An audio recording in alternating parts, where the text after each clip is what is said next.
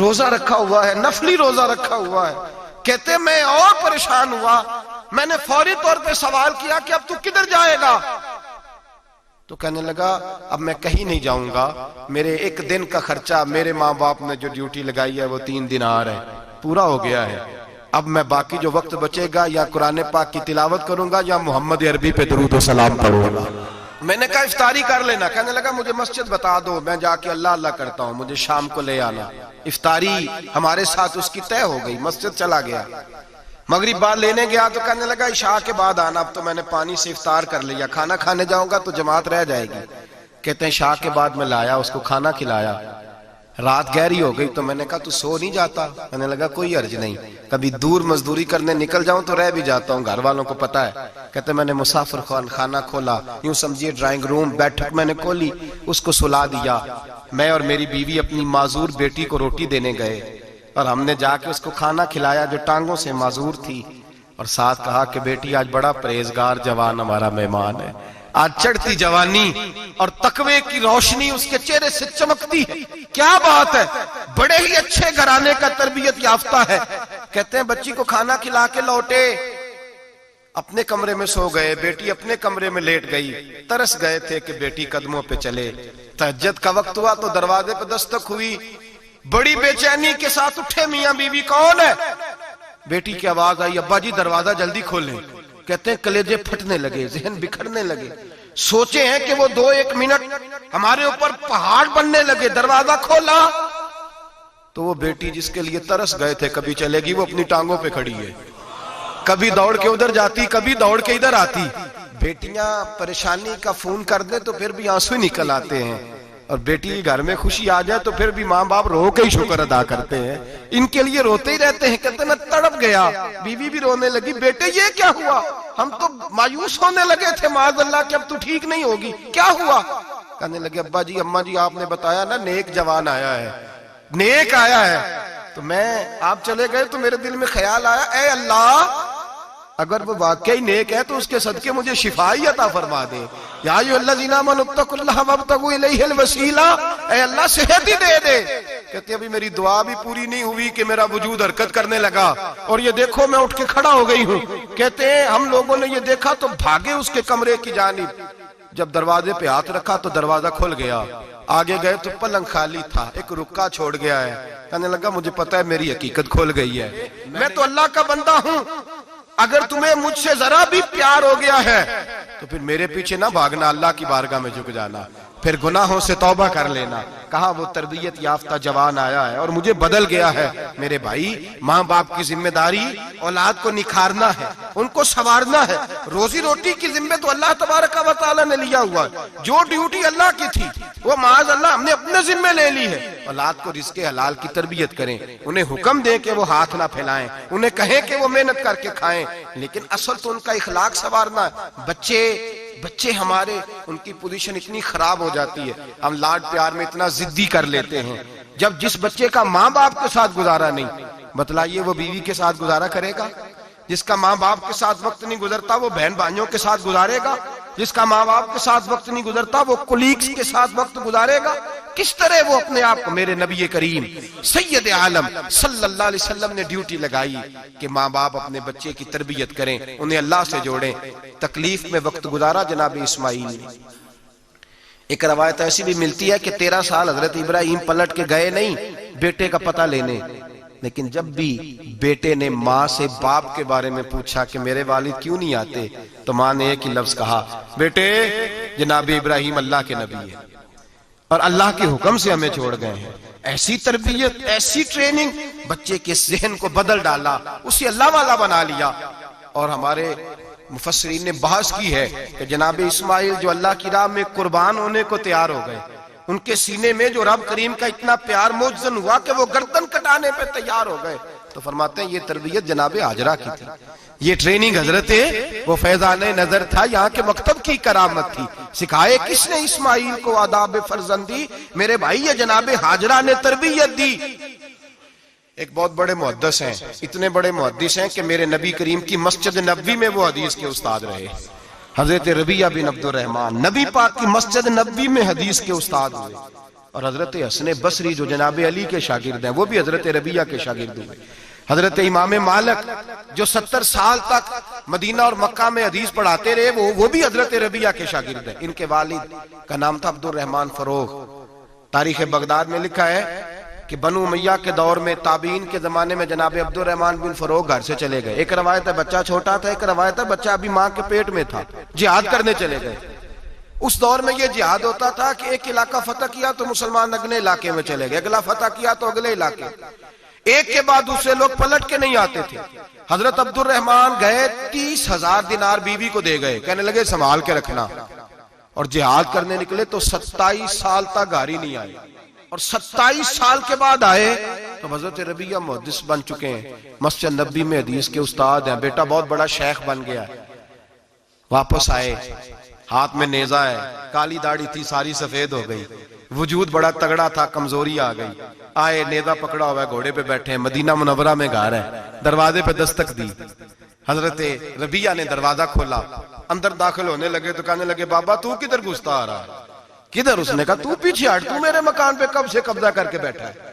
بات تیز ہونے لگی, آواز تھوڑی بزرگوں کی بلند ہونے لگی تو اندر سے زوجہ نے سن لیا. وہ دروازے کی اوٹ سے دیکھنے لگی تو پہچان گئی, کہنے لگی ربیہ پیچھے ہٹ جا, یہ کوئی غیر نہیں ہے, تیرے والد گرامی ہے, یہ تیرے والد ہیں. اندر آئے, باپ بیٹا ملے, عصر کی نماز کا وقت ہو گیا, بڑا روئے. 27 سال کے بعد باپ لوٹا, 27 سال کے بعد بڑے روئے. نماز کا وقت ہوا تو حضرت ربیہ جلدی سے وضو کیا, مسجد نبوی شریف چلے گئے. جناب عبد الرحمن فروغ نے ابھی کھانا وانا کھانا تھا, کھانا کھانے بیٹھے تو حکم دیکھے شوہر کیا کرتا ہے. یہ نہیں پوچھا کہ 27 سال حال کیا رہا, پوچھنے لگے میں تجھے 30,000 دینار دے گیا تھا, وہ کدھر ہے؟ تو زوجہ کہنے لگی کھانا کھا لو, عصر کی نماز پڑھ کے آؤ, پھر بتاتی ہوں پیسے کہاں ہیں. آپ کی رقم بڑی اچھی جگہ پہ محفوظ ہے. کہتے ہیں میں نماز پڑھنے مسجد گیا, عصر کی نماز کے بعد میرے نبی پاک کے منبر پر ایک نوجوان بیٹھا ہے.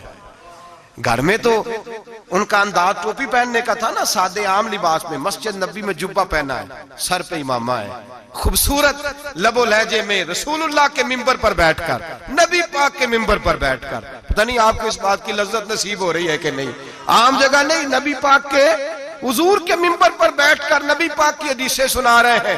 اتنا بڑا مقدر. کہتے ہیں حضرت امام مالک جیسے لوگ, خواجہ حسن بصری جیسے لوگ کاغذ قلم لے کے حدیثوں کی سماعت کر رہے ہیں, ان سے درس لے رہے ہیں. جناب عبد الرحمن کہتے ہیں میری نظر اٹھی, کچھ بوڑھا ہو گیا تھا, کچھ اس وقت وہ ٹوپی میں سادے لباس میں تھے, پہچان نہ پایا.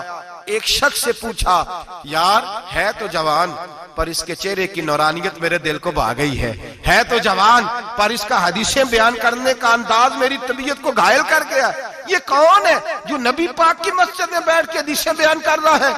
تو کہتے ہیں امام مالک کہنے لگے بابا جی چپ کر جاؤ, ہمارے استاد کے بارے میں اونچے لب و لہجے میں بات نہ کرنا, دیکھتے نہیں کتنے کتنے لوگ بیٹھے ہوئے خاموشی سے. تو میں نے کہا مجھے بھی تو بتا دو نا ہے کون.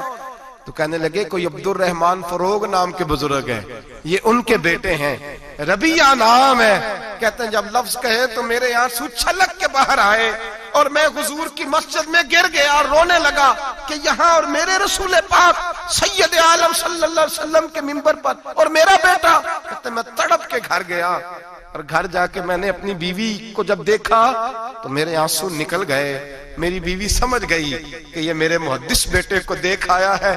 کہتے ہیں بیوی رو کے کہنے لگی میں نے آپ کے 30,000 دینار آپ کے بیٹے کو مصطفیٰ کریم کی حدیث کا استاد بنانے میں خرچ کر دیے.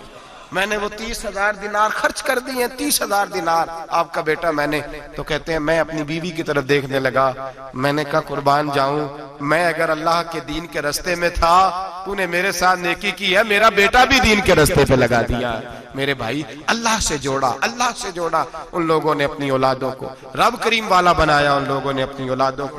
اور پھر جب ارشاد فرمایا کہ چھوٹی چھوٹی برائی, ایک لقمہ حرام سے بھی وہ لوگ بچے. اور پھر جو آیت نمبر 18 نے کہا کہ وَلَا تُصَغِّرْ خَدَّكَ لِلنَّاسِ, بیٹے منہ پھیر پھیر کے نہ جا, پھیر پھیر کے نہ جا. اگر آپ ناراض نہ ہوں تو ہم تربیت دیتے ہیں, کہتے ہیں اس بچے کے ساتھ نہ پھرا کر, یہ غریب ہے, اس کے ساتھ نہ پھرا کر. وَلَا تَمْشِ فِي الْأَرْضِ مَرَحًا, حضرت لقمان بیٹے سے کہتے ہیں منہ پھیر پھیر کے لوگوں سے بات نہ کر اور اکڑ اکڑ کے نہ چل. إِنَّ اللَّهَ لَا يُحِبُّ كُلَّ مُخْتَالٍ فَخُورٍ, اللہ کو وہ پسند ہی نہیں جو اکڑ اکڑ کے چلے اور اترائے. ابھی بھی رواج ہے, کہتے ہیں دوستی لگانا تو اپنے برابر کے دوستوں سے، ایسے نہ وہ ہمارا سٹیٹس ہی نہیں، ابھی بھی وہ فرق، جو تو سید بھی ہو، مرزا بھی ہو، افغان بھی ہو، تم سبھی کچھ ہو، بتاؤ کہ مسلمان بھی ہو۔ عاجزی کا درس دیا اپنی اولاد کو، عاجزی کا، ان کو ادب سکھایا، ان کو انکساری سکھائی، لوگوں کے اندر مل بیٹھنے کا درس دیا۔ جو آدمی انکساری والا ہوتا ہے، عاجزی والا ہوتا ہے، یوں سمجھو اسے شہد لگا ہوا ہے، دنیا خود اس کے پیچھے بھاگ بھاگ کے آتی ہے۔ جو سب کے ساتھ اس نے سلوک کرنے کا عادی ہوتا ہے، لوگ اس کے گرویدہ ہو جاتے ہیں۔ لیکن جس آدمی کو آپ اکڑنا سکھا دیں، جس بچے کو آپ کہیں بس تو ہے اور کوئی بھی نہیں، اس کی اپنی زندگی بھی اس کے لیے پریشانی والی ہو جاتی ہے۔ میرے نبی رحمت سید عالم صلی اللہ تعالی علیہ وآلہ وسلم نے ارشاد فرمایا، کسی باپ نے اپنے بیٹے کو جو سب سے اچھا تحفہ دیا ہے وہ یہ ہے کہ اس نے اپنے بچے کو اچھا ادب سکھا دیا ہے، اپنے بچے کو اچھا۔ حضرت لقمان کہتے ہیں بیٹے منہ پھیر پھیر کے باتیں نہ کرنا، زمین پہ اکڑ اکڑ کے نہ چلنا، اللہ کو اکڑنے والے لوگ پسند۔ ہارون رشید نے امام نسائی کی ڈیوٹی لگائی کہ میرے بیٹے کو حدیث پڑھائیں گارا آ کے، تو امام نسائی کہنے لگے یہ نبی پاک کا دین ہے، یہ میں اس کو رسوا نہیں کر سکتا، جس نے پڑھنا ہے میرے پاس آ کے پڑھے، اور جہاں سب بچے بیٹھتے ہیں وہیں پڑھے۔ ہارون رشید کہنے لگا حضور آپ کیا سمجھتے ہیں، میں نے بھی تو آپ کو آزمانے کے لیے یہ جملہ کہا تھا، یہ وہیں آ کے پڑھے گا جہاں سارے غریبوں کے بچے پڑھتے ہیں۔ اب تو روز استاد کٹہرے میں کھڑا ہوتا ہے، اسکول کے استاد کا تو مجھے نہیں پتا، پہلے مدرسے کا استاد تو روز بیچارہ ہاتھ باندھ کے چودھری صاحب نے کہنے سے میرے منڈے نو مارے، تو 8,000 کا مولوی ہے اور میرا بیٹا تو 8,000 کے روز گول گپے کھا جاتا ہے، میرے بیٹے کو تو نے مارا ہے، تجھے اپنی حیثیت کا پتہ ہے؟ روز استاد کٹہرے میں کھڑا ہوتا ہے۔ بچے فری میں، مفت میں، حافظ جی مفت میں حفظ کراتے ہیں، خدا جانے محترم کتنی مشکل سے ادارہ چلاتا ہے، اور بچے کے ماں باپ آ کہتے ہیں بلاؤ مولوی صاحب کو، اس کی طاقت کیسے ہوئی میرے بچے کو مارا ہے؟ وہ مولوی وہ جو کل دانے لینے آیا تھا وہ آج میرے بچے کو مارے گا؟ یہ رویہ ہے ہمارا۔ ہارون رشید بادشاہ نے اپنے بیٹے کو امام نسائی کے پاس پڑھنے بٹھایا۔ ایک دن حضرت کہاں لوگ کہتے بس بس بیٹا ٹھیک ہے، سیدھا سیدھا تو دین سیکھ کے آیا، ایسے کسی درویش کا مرید ہونا اور کسی عالم کی نوکری کرنا، اب تو بالکل ٹھیک ہے، پیر اساں بھی رکھے نے، یہ کہ تیرا طریقہ ہے، تو پیچھے ہی لگ گیا ہے، یہ کس طرح کا تیرا رویہ ہے؟ ہارون رشید بادشاہ، ہارون رشید وقت کا مطلق العنان بادشاہ، امام نسائی ان کے بیٹے کے استاد ہیں، امام نسائی رحمت اللہ علیہ کے پاس بیٹا پڑھتا ہے۔ ہارون رشید گزر رہا تھا تو بیٹا وضو کرا رہا ہے، شہزادہ وضو کرا رہا ہے استاد جی کو، اور پیر دھلا رہا ہے۔ ہارون رشید گھوڑے سے گزرا تو اس نے دیکھا خانقاہ کے باہر، مدرسے کے باہر استاد جی وضو کر رہے ہیں اور بیٹا وضو کرا رہا ہے، سراہی پکڑی ہے، لوٹا پکڑا ہے، استاد جی پیر دھو رہے ہیں۔ ہارون رشید غصے سے اترا، ساتھ بہت سارے سپاہی تھے، انہوں نے کہا کہ یہ مولوی کو مارے گا، مولوی کو مارے گا کہ تو کس طرح میرے بیٹے سے یہ کام کاج کرا رہا ہے؟ کہتے نیچے اترے اور ہارون رشید نے جا کے نا زور سے ایک تھپڑ اپنے بیٹے کے چہرے پہ مارا۔ بیٹا کہنے لگا ابا جی میری غلطی کیا ہے؟ فرمانے لگے تجھے پتہ ہی نہیں تو کس شخص کے پاس پڑھتا ہے؟ تو پانی ڈال رہا ہے، تیرے استاد کو اپنے ہاتھوں سے اپنے پیر دھونے پڑ رہے ہیں، بیوقوف، ایک ہاتھ سے پانی ڈال اور دوسرے ہاتھ سے استاد کے پیر دھو، تجھے پتہ ہی نہیں کہ یہ شخص جب نبی پاک کی حدیثیں بیان کرتا ہے تو کئیوں کو مصطفیٰ کا دیدار نصیب ہو جاتا ہے۔ یہ پتہ نہیں تو کس محدث کا شاگرد ہے، ایک ہاتھ سے پیر پہ پانی ڈال دوسرے ہاتھ سے دھو، اس لیے کہ باندھ علموں جو کرے فقیری وہ کافر مرے دیوانہ ہو۔ اگر تو نے دنیا میں کامیاب ہونا ہے تو اس سے فیض علم حاصل کر، بیٹے یاد رکھ، اگر تو اس کی بارگاہ میں حاضری دے گا تو آگے بڑھے گا۔ حضرت عمر بن عبدالعزیز کتنا بڑا شخص ہے، ثانی عمر کہا گیا، ثانی عمر کہا گیا۔ حضرت عمر بن عبدالعزیز رحمت اللہ علیہ، حضرت صالح بن کسان ایک محدث تھے مدینے کے، ان کے شاگرد تھے۔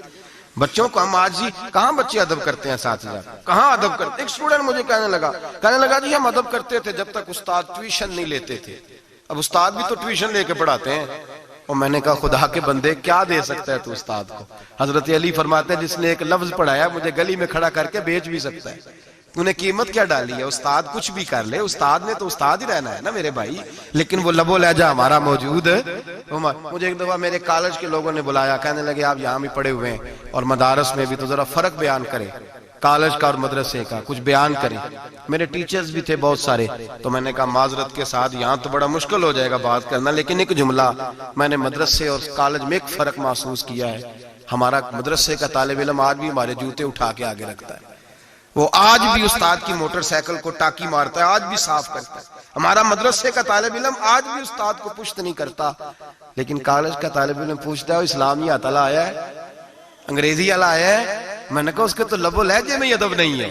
اس لیے میں نے دونوں جگہ وقت گزارا تو میں سمجھا ہوں بڑے حالات خراب ہیں مدرسوں میں بھی۔ اب وہ کیفیت نہیں رہی جو بزرگوں کی تھی، لیکن پھر بھی اگر ادب ہے تو مدارس میں ابھی بھی ہے، ابھی بھی خانقاہوں میں ادب ہے، یہاں ابھی بھی خیر کی توقع موجود۔ وہاں سے تو رخصت ہو گیا، وہاں تو معاملہ اور طرح کا ہو گیا الا ماشاءاللہ۔ حضرت عمر بن عبدالعزیز جناب صالح بن کیسان کے پاس پڑھتے تھے، اسٹوڈنٹ تھے، اور پھر بعد میں آپ ان کے مرید بھی ہوئے، باقاعدہ درس لیتے تھے طریقت کا۔ حضرت جناب صالح بن کیسان کے پاس تعلیم تھی، ان کے والد جناب عبدالعزیز اس وقت مصر میں بہت بڑے تاجر تھے، جناب عمر بن عبدالعزیز کے والد۔ تو ان کے پاس چھوڑ گئے، کہا میرے بیٹے کی صرف ان کو دین نہ پڑھانا، اس کی روحانی تربیت بھی کرنا۔ ایک دن استاد جی نے عصر کی نماز کا سلام پھیرا تو حضرت عمر بن عبدالعزیز کھڑے ہو گئے، ایک رکعت ان کی رہتی تھی پیچھے، تو آپ نے نماز کے بعد بلایا اور بڑے میٹھے لب و لہجے میں کہا عمر کیا بات ہے تیری ایک رکعت رہ گئی؟ تو کہنے لگے استاد جی میں کنگھی کر رہا تھا، شیشے کے آگے کھڑا تھا، تو آئینہ دیکھتے دیکھتے بال سوارتے سوارتے مجھے پتہ ہی نہیں چلا، جب آیا ہوں تو لیٹ ہو گیا۔ حضرت صالح بن کیسان رحمت اللہ علیہ نے ان کے والد کو مصر میں خط لکھا، فرمایا آپ کا بیٹا میری پوری فرما برداری نہیں کرتا، کل کو مجھے نہ کہنا تربیت صحیح نہیں ہوئی۔ آج فلاں تاریخ کو اس نے ایک رکعت پوری چھوڑ دی ہے جماعت کے ساتھ، اس لیے کہ وہ کنگھی کر رہا تھا بالوں کی، پوری رکعت چھوڑ دی ہے۔ ابا جی بہت بڑے تاجر تھے، پر انہوں نے یہ نہیں کہا کہ مولوی تو پاگل ہو گیا، اس کو تو پتہ ہی نہیں کیا ہو گیا، ابھی بچہ ہو جائے گا سیانا، کوئی بات نہیں ٹھیک ہو جائے گا۔ حضرت عبدالعزیز نے وہاں سے ایک شخص بھیجا، پیسے دے کے گھوڑا دے کے، فرمایا مدینے جاؤ، اور سیدھا مدینے آیا۔ حضرت عمر بن عبدالعزیز کو گھر سے اچکا، بلایا نہیں، زبردستی پکڑا، اچک کے گھوڑے پہ بٹھایا، حجام کی دکان پہ لے گئے، فرمایا اس کی ٹینڈ کر دو، نے بال کاٹ دیے اور بال کٹوا کے سیدھے حضرت صالح بن کیسان کے پاس لے گئے، کہنے لگے حضور یہ خاتا ہے اس کے والد کا، میں نے اس کی ٹینڈ کرا دی ہے، جس بالوں کی وجہ سے اس کی جماعت رہ گئی تھی میں نے وہ بال ہی ختم کر دیے۔ تو اس کے والد کہتے ہیں آپ ذرا سے بھی بات، ایک ذرہ برابر بھی بچے کے اندر ہم کوتاہی برداشت، ہم اسے سنوارنا چاہتے ہیں، معاشرے کو دینا چاہتے ہیں، ہم ایک خوبصورت انسان بنانا چاہتے ہیں۔ تو حضرت لقمان کہنے لگے بیٹے تو چہرہ رخسار بدل کے لوگوں سے بات نہ کر، اکڑ کے نہ چل، اس لیے کہ اللہ کو اکڑنے والے پسند۔ تو کیا کر وقصد فی مشی کا وغضض من صوتک، درمیانی چال چل، آواز کو پست رکھ۔ ہم اپنے بچوں کو میانہ روی کا درس نہیں دیتے۔ اگر کسی کے پاس بہت زیادہ پیسے ہیں تو وہ بس کہتا ہے میرا بیٹا، میں نے سارے لاڑ دیکھے ہیں، میں نے ہر خواہش پوری کی ہے، یہ تو کوئی عقل مندی کی بات نہیں۔ ضرور خواہشات پوری کریں، اگر ہیں تو کنجوسی کرنے سے منع کیا نبی پاک صلی اللہ علیہ وسلم، لیکن بچے کو معتدل رکھیں، اسے دھوپ اور چھاؤں دونوں کا پتہ ہونا چاہیے۔ اگر زمانے میں کبھی کڑی دھوپ آ جائے تو اسے اندازہ ہو کہ میں نے یہاں کیسے کھڑے ہونا ہے، اس کو درمیانہ اور میانہ روی کا اسے درس دیں، اسے پتہ ہو، وہ نرم دل بھی ہو اور برائی کے مقابلے میں ڈٹ جانے کی طاقت بھی رکھتا ہو۔ بچے کو درمیانہ رستہ، میرے نبی کریم علیہ السلام نے فرمایا ما عالم نقتصد، جو درمیانی چال چلتا ہے وہ کبھی تنگ نہیں ہوتا، اور خیر الامور اوسطھا، سب سے بہترین رستہ وہ ہے جو درمیانہ ہوتا ہے، جس میں افراط و تفریط نہیں ہوتی۔ بچوں کو درمیانہ پن سکھائیں، ان کے لب و لہجے کے اندر ایسا مزاج پیدا کریں کہ جس کے اندر وہ اپنی دنیا کے اندر بڑے سنور کر، بڑے نکھر کر وہ ترازو لے کے نکلیں تو وہ پورے عدل کے ساتھ اپنی زندگی گزاریں۔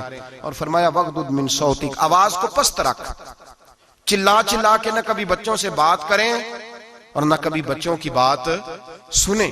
بچوں کے لب و لہجے میں ٹھہراؤ ہونا چاہیے، ان کی آواز کا بھی ادب ہے، ان کی آواز، ان کو بولنے کا بھی ڈھب سکھائیں، ان کو بتلائیں کہ تم نے گفتگو کیسے کرنی ہے۔ اس لیے کہ ارشاد فرمایا ان انکر الاصوات لصوت الحمیر، بے شک سب سے بری آواز گدھے کی آواز ہے۔